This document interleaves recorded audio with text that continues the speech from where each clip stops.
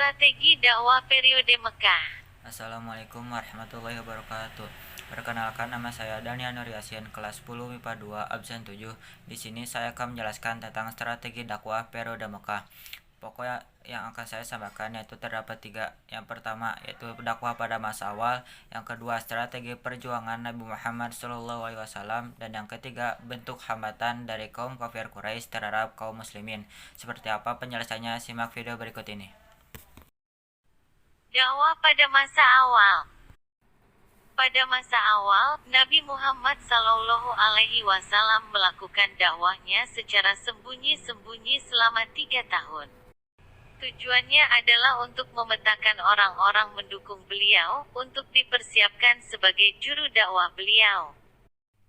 Menginjak usianya yang ke-40 tahun, Nabi Muhammad SAW lebih sering bertahanus di Gua Hira yang jauhnya 6 km dari rumah beliau, tepatnya di sebelah timur kota Makkah.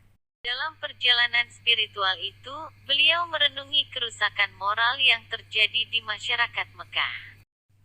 Pada malam 17 Ramadan bertepatan dengan tanggal 6 Agustus tahun 610 Masehi, datanglah malaikat Jibril menurunkan wahyu pertama dari Allah yaitu surat Al-Alaq ayat 1-5.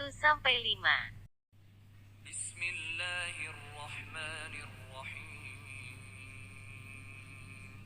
Iqra bismi rabbikal ladzi khalaq. Khalaqal insana min 'alaq. Iqra wa rabbukal akram. Alladzi 'allama bil qalam. 'Allamal insana ma lam ya'lam. Turunnya wahyu pertama itu merupakan tanda bahwa beliau telah diangkat menjadi Rasul Allah. Dan beliau pun segera melakukan dakwah menyampaikan kebenaran. Setelah 3 tahun berdakwah secara sembunyi-sembunyi, kemudian turun perintah agar berdakwah secara terang-terangan sebagaimana wahyu Allah dalam surat Al-Hijr ayat 94. Bismillahirrahmanirrahim. Fasda' bima tu'mar wa a'rid 'anil musyrikin. Yang artinya maka sampaikanlah olehmu Muhammad secara terang-terangan segala apa yang diperintahkan kepadamu dan berpalinglah dari orang-orang musyrik. Surat tersebut menekankan bahwa dakwah Nabi Muhammad SAW bertujuan agar manusia tidak tersesat dalam kemusyrikan dan kembali kepada ketauhidan. Segera setelah turun wahyu itu beliau berdakwah secara terbuka. Strategi perjuangan dakwah Nabi Muhammad SAW. Melihat keadaan sosial dan politik yang semakin kurang menguntungkan di kalangan penduduk Mekah ditambah posisi yang tidak menentu bagi pengembangan dakwah Islam di Mekah, maka Nabi Muhammad SAW mulai menyusun strategi yang lain untuk menyelamatkan para pengikutnya dari ancaman dan siksaan kafir Quraisy. Adapun strategi tersebut adalah sebagai berikut. Yang pertama, hijrah ke Habsyi. Yang pertama, penyiksaan dan penindasan orang-orang kafir Quraisy yang sangat kejam terhadap orang-orang Islam, terutama dari kelompok bawah, membuat Nabi Muhammad SAW tidak tahan melihat penderitaan pada umatnya tersebut. Akhirnya beliau memerintahkan kepada para pengikutnya untuk hijrah ke Habsyi. Untuk menghindari ancaman, gangguan dan siksaan dari orang-orang kafir Quraisy, lalu 70 orang beserta sahabatnya hijrah ke Habsyi. Kehadiran orang-orang Islam dari Mekah di Habsyi diterima dengan baik oleh Raja Nejus. Ia memberikan perlindungan dan mengizinkan orang-orang Islam untuk melaksanakan ibadah. 2. Hijrah ke Habsyi. Yang kedua, para sahabat Nabi Muhammad SAW yang hijrah ke Habsyi pertama bertahan selama 2 bulan. Setelah itu mereka kembali lagi ke kota Makkah. Melihat kesuksesan orang-orang Islam bertahan dan mendapat perlindungan di Habsyi serta semakin bertambah jumlah pengikutnya di kota Makkah, orang-orang kafir Quraisy semakin geram dan terbakar hatinya. Mereka semakin menambah penyiksaan. Setelah tiba di Habsyi, mereka kembali menerima para kaum muslim dengan senang hati. Tetapi para kaum Quraisy tidak diam saja. Mereka meminta untuk mengembalikan para kaum muslimin. Pada akhirnya perdebatan dimenangkan oleh kaum muslimin. Dan Raja Nejus merasa bahwa agama yang dianut tidak bertentangan dengan agama Islam sehingga memeluk agama Islam. 3. Misi ke Taif. Semakin banyak dan berat siksaan dari kafir Quraisy, Rasulullah Shallallahu Alaihi Wasallam pergi ke Taif untuk meminta bantuan dan tempat tinggal karena masih memiliki hubungan darah beliau, tetapi apa yang beliau harapkan itu tidak sesuai ekspektasi. Nabi Muhammad bahkan diusir secara tidak sopan dan dilempari batu oleh masyarakat Taif. Karena mereka takut jika memberikan bantuan kepada kaum muslimin khawatir akan menjadi susah karena mereka pasti akan mendapatkan perlakuan yang buruk dari orang-orang kafir Quraisy. Sehingga beliau diusir secara cuma-cuma. 4. Perjanjian Aqobah. Perjanjian Aqobah dilakukan secara 2 kali. Pada perjanjian Aqobah yang pertama, Nabi Muhammad Shallallahu Alaihi Wasallam berdakwah kepada rombongan haji dari Yasrib sejumlah 12 orang yang sedang berada di Makkah. Kemudian dakwah Nabi Muhammad Shallallahu Alaihi Wasallam mendapatkan sambutan yang baik, sehingga mereka menyatakan keislamannya di hadapan Rasulullah Shallallahu Alaihi Wasallam. Mereka melakukan baiat kepada di salah satu bukit di kota Mekah, yaitu Bukit Aqobah. Maka baiat ini disebut baiat Aqobah pertama. Adapun isi baiat pertama: 1. Mereka menyatakan setia kepada Nabi Muhammad Shallallahu Alaihi Wasallam. 2. Mereka menyatakan rela berkorban harta dan jiwa. 3. Mereka bersedia ikut menyebarkan ajaran Islam yang dianutnya. 4. Mereka menyatakan tidak akan menyekutukan Allah Subhanahu wa Ta'ala. 5. Mereka menyatakan tidak akan membunuh. 6. Mereka menyatakan tidak akan melakukan kecurangan dan kedustaan.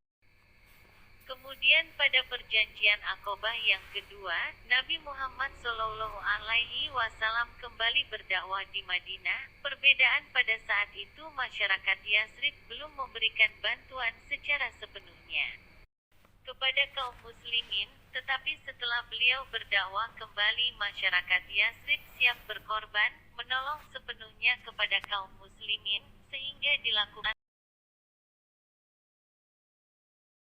Perjanjian Aqobah yang kedua.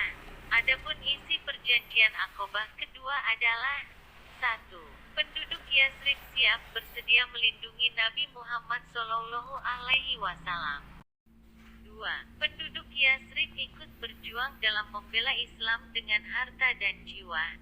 3. Penduduk Yasrib ikut berusaha memajukan agama Islam dan menyiarkan kepada sanak saudara mereka. 4. Penduduk Yasrib siap menerima segala resiko dan tantangan. 5. Keislaman Umar dan Hamzah. Rasulullah Shallallahu Alaihi Wasallam pernah berdoa, "Ya Allah, muliakanlah Islam dengan Umar bin Al-Khattab." Islamnya Umar bin Khattab bermula pada saat ia berniat membunuh Nabi Muhammad Shallallahu Alaihi Wasallam yang sedang berada di rumah. Ketika itu ia mengetahui bahwa adik iparnya memeluk agama Islam dan langsung naik pitam dan marah mencari adik iparnya. Kemudian Umar langsung memukul adik iparnya dan meminta Fatimah adiknya untuk menyerahkan Al-Quran yang sedang ia baca. Lalu Umar membaca Al-Quran tersebut dan tersentuh hatinya dan menyatakan keislamannya di hadapan Rasulullah. Di samping Umar, tokoh besar kaum kafir Quraisy, Hamzah bin Abdul Muthalib juga masuk Islam. Ketika ia menolong Nabi Muhammad, pada saat itu Abu Jahal mencela, menghina dan bahkan mengancam membunuhnya. Hamzah yang mendengar hal itu marah dan menghardik serta memukul Abu Jahal. Setelah hal itu Hamzah tersentuh hatinya dan menyatakan keislamannya di hadapan Nabi Muhammad SAW. Dengan keislamannya dua tokoh besar Quraisy, Hamzah bin Abdul Muthalib dan Umar bin Al-Khattab adalah berkat usaha dan perjuangan Nabi Muhammad. Posisi Islam semakin kuat untuk menghadapi bentuk-bentuk ancaman dari kafir Quraisy. Bentuk hambatan dari kafir Quraisy: 1. Penghinaan, ancaman dan siksaan terhadap Rasulullah SAW. 2. Penghinaan, ancaman dan siksaan terhadap pengikutnya. 3. Bujukan harta, kedudukan dan wanita. 4. Membujuk Nabi untuk bertukar sesembahan. 5. Membujuk dan memprovokasi Abu Thalib. 6. Menghasut masyarakat Makkah. 7. Pengasingan dan pemboikotan Bani Hashim dan Bani Muthalib. 8. Mempengaruhi pimpinan negara-negara tetangga untuk menolak kehadiran Islam orang Islam. Jadi kesimpulannya, strategi dakwah periode Mekah diantaranya yang pertama yaitu dakwah pada masa awal. Rasulullah SAW menyampaikan dakwahnya secara sembunyi-sembunyi, dilakukan selama 3 tahun. Kemudian turunlah ayat yang memerintahkan untuk dakwah secara terang-terangan, yaitu Quran Surat Al-Hijr ayat 94. Yang kedua yaitu strategi perjuangan dakwah Nabi Muhammad SAW, diantaranya yang pertama yaitu hijrah ke Habasyah yang pertama, yang kedua hijrah ke Habasyah yang kedua, yang ketiga yaitu misi ke Thaif, yang keempat yaitu perjanjian Aqabah dilakukan sebanyak 2 kali, dan yang terakhir keislaman Umar dan Hamzah. Semua itu tidak luput dari gangguan dan siksaan kaum kafir Quraisy terhadap kaum muslimin. Bentuk hambatan tersebut diantaranya yang pertama penghinaan dan ancaman siksaan terhadap Rasulullah SAW, yang kedua terhadap pengikutnya, yang ketiga yaitu bujukan harta, kedudukan dan wanita, yang keempat yaitu membujuk untuk bertukar sesembahan, yang kelima yaitu membujuk dan memprovokasi Abu Thalib, yang keenam yaitu menghasut masyarakat Mekah, yang ketujuh yaitu pengasingan dan pemboikotan Bani Hashim dan Bani Muthalib, dan yang terakhir yang kedelapan yaitu mempengaruhi pimpinan negara-negara tetangga agar menolak kehadiran agama Islam dan maupun orang Islamnya. Sungguh kejam perilaku kafir Quraisy terhadap kaum muslimin. Oleh sebab itu, marilah kita memperbanyak beristiqomah, bersyukur, serta memperbanyak beribadah kepada Allah Subhanahu wa Ta'ala, karena telah diberi kehidupan di zaman saat ini dengan bebas, merdeka, tanpa ada gangguan untuk beribadah. Semoga kita selalu di jalan Allah Subhanahu wa Ta'ala. Amin ya rabbal alamin. Cukup segitu yang dapat saya sampaikan. Mohon maaf apabila ada kesalahan dalam pengucapan kata. Billahi taufik wal hidayah. Wassalamualaikum warahmatullahi wabarakatuh. Sekian dan terima kasih. Thanks for watching.